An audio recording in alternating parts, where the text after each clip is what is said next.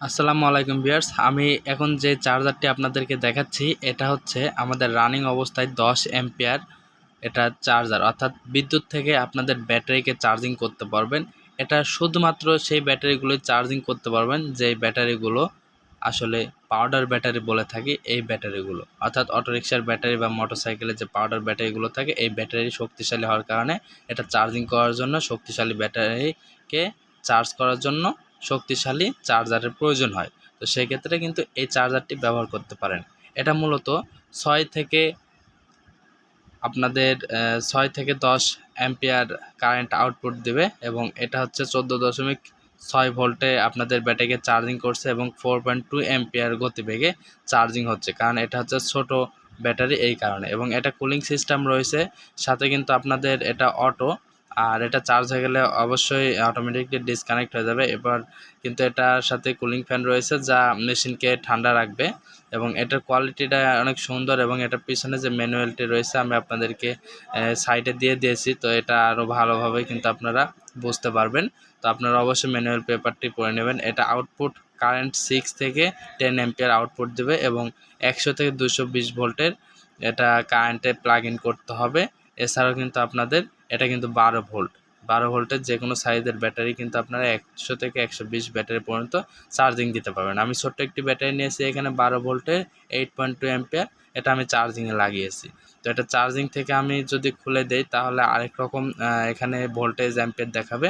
তো আমার এখানে কিন্তু দেখতে পাচ্ছেন সাইডে একটি ম্যানুয়াল পেপার আপনাদেরকে দিয়েছি কত ভোল্টেজে কত অ্যাম্পিয়ার আউটপুট দিবে। তো এটা হচ্ছে আমাদের সামারটা রয়েছে, তো এটা 33 ডিগ্রি সেলসিয়াস এবং এটা 14.7 ভোল্টেজে আমাদের ব্যাটারিকে চার্জিং করছে।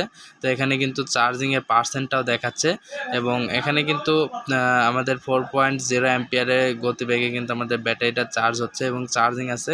ফুল হয়ে গেলে ডান পাশে যেই আমাদের এখানে কিন্তু একটি এলইডি রয়েছে, এলইডিটা জ্বলে উঠবে। তো এখানে কিন্তু আমি যদি প্লাগ ইনটা খুলে দিই তাহলে আরেক রকম দেখাবে।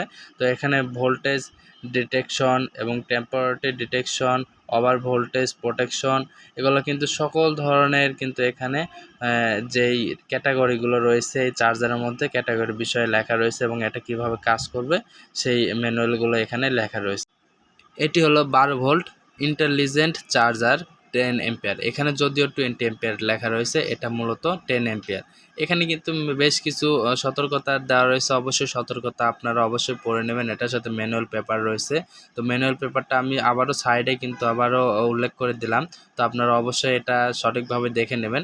আর এটা কিভাবে চার্জারটি ব্যবহার করতে হয় এবং ডিসকানেক্ট কিভাবে হয় বা এটা কত ভোল্টেজে কত অ্যাম্পিয়ার আউটপুট দিচ্ছে বা দেবে, সেই বিষয়গুলো এখানে কিন্তু উল্লেখযোগ্য রয়েছে।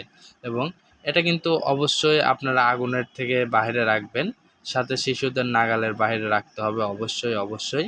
আর এটা কিন্তু আপনারা যখন ব্যবহার করবেন অবশ্যই যে চার্জিংয়ের কর্ড রয়েছে যখন ব্যাটারি থেকে ডিসকানেক্ট করবেন তার আগের পর্যন্ত কিন্তু প্রথমে আমাদের যে মেইন কর্ডটি রয়েছে যেটা আমরা প্লাগ বলে থাকি, এই প্লাগটা কিন্তু আমাদের কারেন্ট থেকে খুলে ফেলতে হবে। তারপর ব্যাটারি কানেকশনটা আউট করে দিতে হবে।